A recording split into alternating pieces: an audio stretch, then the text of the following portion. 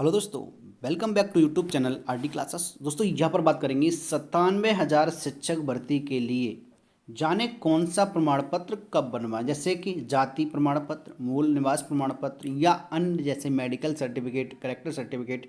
इनकी चर्चा करेंगे। क्यों, कब तक के होंगे मान्य, मतलब आप अभी बनवा लें तो वो मान्य हो जाएंगे या तब तक एक्सपायर हो जाएंगे। कौन सा अभी बनवा सकते हैं और कौन सा उस टाइम बनवाना होगा, और कौन सा मतलब आपके फॉर्म से पहले बनवाना है और कौन सा फॉर्म से बहुत पहले बनवाना है, यानी अभी बनवाना है।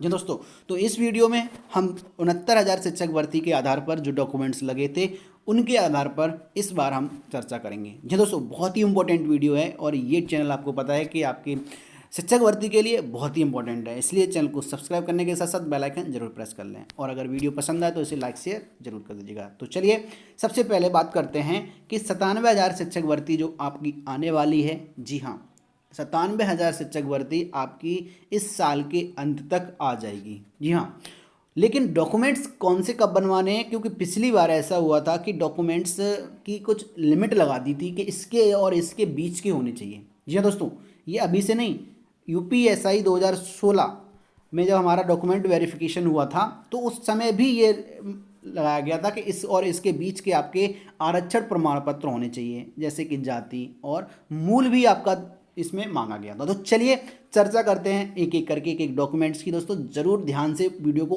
अंत तक देखिएगा, नहीं तो फॉर्म डालते समय आपको दिक्कत आ सकती है। हो सकता है कि आपकी सारी तैयारी कहीं खराब ना हो जाए, इसलिए सतर्क रहिएगा और हमारे साथ जुड़े रहिएगा। तो चलिए सबसे पहले बात करते हैं प्रमाण पत्रों में।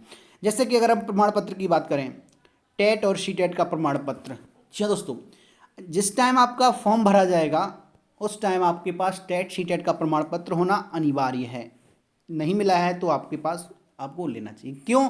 क्योंकि यहाँ पर उसका क्रमांक पड़ता है। क्रमांक जब आप फॉर्म भरेंगे तो आपके कितने नंबर हैं, इसका रोल नंबर कितना था और प्रमाण पत्र क्रमांक कितना है ये पड़ेगा। तो आप ये तभी बता पाएंगे जब आपके पास ये प्रमाण पत्र होगा। तो टेट सी टेट जो भी आप लगाना चाह रहे हैं, जो भी आपके पास क्वालिफाई है, तो उसका आपके पास होना बहुत अनिवार्य है। तो वो तो अभी से इंतजाम कर लीजिएगा, नहीं तो फॉर्म आने तक आपको करना। अगर आपका भी में से कि आपका मिल रहा है तो आप ले आइएगा समय से, ठीक है।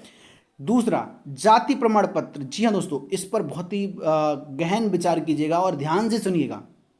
जो जाति प्रमाण पत्र है 6 मंथ तक वैलिड होता है, यानी 6 मंथ के बाद इनवैलिड हो जाता है। लेकिन आम भर्तियों में क्या देखा गया है कि जब भर्ती आई थी, ध्यान रखना, क्या जब भर्ती आई थी तब आपके पास जाति प्रमाण पत्र था वैलिड वाला, यानी कि 6 माह से वैलिड होना चाहिए। उसके बाद भर्ती अगर 2 साल तक चलती है तो कोई दिक्कत नहीं है। जब आपने फॉर्म डाला था उस टाइम वैलिड थे आप, बस इतना चाहिए, उसके बाद का नहीं चाहिए होता है। तो ध्यान रखिएगा कि जो भर्ती आएगी आपकी, आपको ये तो पता चल ही जाएगा कि अब भर्ती कब आ रही है, नहीं तो जब फॉर्म नोटिफिकेशन आएगा उसके 8 दिन के अंदर पड़ जाता है। 8 दिन के अंदर आपका बन जाता है डॉक्यूमेंट्स जाति प्रमाण पत्र, और इसकी तारीख कम से कम फॉर्म की रहेगी लगभग 1 महीना। तो इसका मतलब फॉर्म आने के बाद भी आप बनवाएंगे तब भी आपका, और लास्ट डेट तक मान्य होता है, जब तक फॉर्म भरे गए थे तब तक का मान्य होगा, ठीक है। तो इसका मतलब जाति प्रमाण पत्र आपका तभी का होना चाहिए। दूसरी चीज़, यहाँ पर मैं थोड़ी एक बात फिर से महिलाओं की कर ले रहा हूँ। विवाहित महिलाएं, ध्यान दें इस चीज़ को।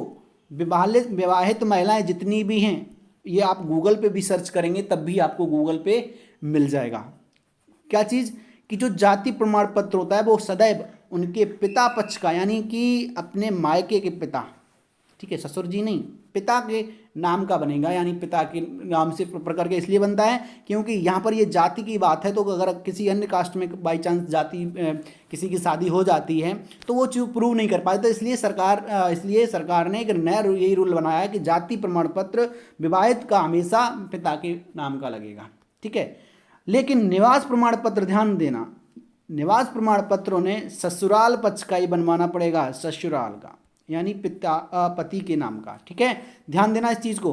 और ये जो दोनों ही हैं इनकी डेट का सिस्टम सेम है, मतलब 6 महीने इनकी भी वैलिडिटी होती है और इनको साथ ही बनवाना है। इसका मतलब इसकी और इसकी प्रोसेस सेम है, यानी आपका निवास प्रमाण पत्र जब जिस दिन फॉर्म आए उस की लास्ट डेट हो तब तक आपके पास होना चाहिए और वैलिड यानी 6 मंथ तक का होना चाहिए। इससे पुराना होगा तो आपका मान्य नहीं होगा। ठीक है, यहाँ पर देखिए इसमें लिखा है विवाहित महिलाओं का ससुराल का बनेगा निवास प्रमाण पत्र, लेकिन जाति का नहीं लिखा है, आप समझ लीजिएगा जाति बनेगा पिता के नाम का यानी मायके का। ठीक है, चलिए ये डॉक्यूमेंट्स जब आप बनवा लेंगे निवास प्रमाण पत्र, तो ये वही चीज़ है, यूपी में कम से कम 5 वर्ष के निवास कर रहे हैं, इस चीज़ का प्रमाण पत्र यही होता है। इसके अलावा हम बात करें विशेष आरक्षण वाले, अभी ध्यान देना, वीडियो को अंत तक देखना है ध्यान से। विशेष आरक्षण वाले जितने भी हैं वो भी अपना ये देख लें कि फॉर्म की लास्ट डेट तक कहीं आपका एक्सपायर तो नहीं हो रहा है डेट, तो उसको रिन्यू करा लें। क्या करा लें? रिन्यू करा लें। रिन्यू करा लेंगे तो आपको दिक्कत नहीं आएगी। चलिए इसके अलावा अगर हम बात करें, ये डॉक्यूमेंट्स जैसे कि शैक्षिक में हाई स्कूल का है, इंटर का है, ग्रेजुएशन का है प्रमाण पत्र, और ये आपके पास होना अनिवार्य है तीनों की। जी दोस्तों, ऐसा नहीं होगा कि अगर आपका इनका नहीं है तो आपका चल जाए, तो इनमें तो तीनों के प्रमाण पत्र और अंक पत्र दोनों होने चाहिए, यानी करेक्ट सर्टिफिकेट और मार्कशीट दोनों होने चाहिए। इसके बाद ग्रेजुएशन का अगर नहीं है, ग्रेजुएशन का अगर नहीं है तो चल जाएगा, क्योंकि यहाँ पर क्या है कि इसमें आपको प्रोविजनल दे देते हैं, प्रोविजनल से काम चल जाएगा, तो टेंशन ना लें। बीटीसी बीएड का आपके पास होना अनिवार्य है, क्योंकि इसके प्रमाण पत्र क्रमांक पढ़ते हैं। लेकिन अगर मान लीजिए अगर डिग्री नहीं है तो कोई दिक्कत नहीं है, ये बाद में आप उसमें एनए लिख सकते हैं, नॉट अवेलेबल, या फिर आपके पास है तो आप उसका क्रमांक डाल सकते हैं। ठीक है दोस्तों, तो ऐसी छोटी बड़ी न्यूज़ के लिए आप हमारे साथ बने रहिएगा, और सुपर टेट के होने तक और आपको ज्वाइनिंग मिलने तक हम आपके साथ बने रहेंगे। तो चलिए अब मिलते हैं नेक्स्ट वीडियो में। Thank you.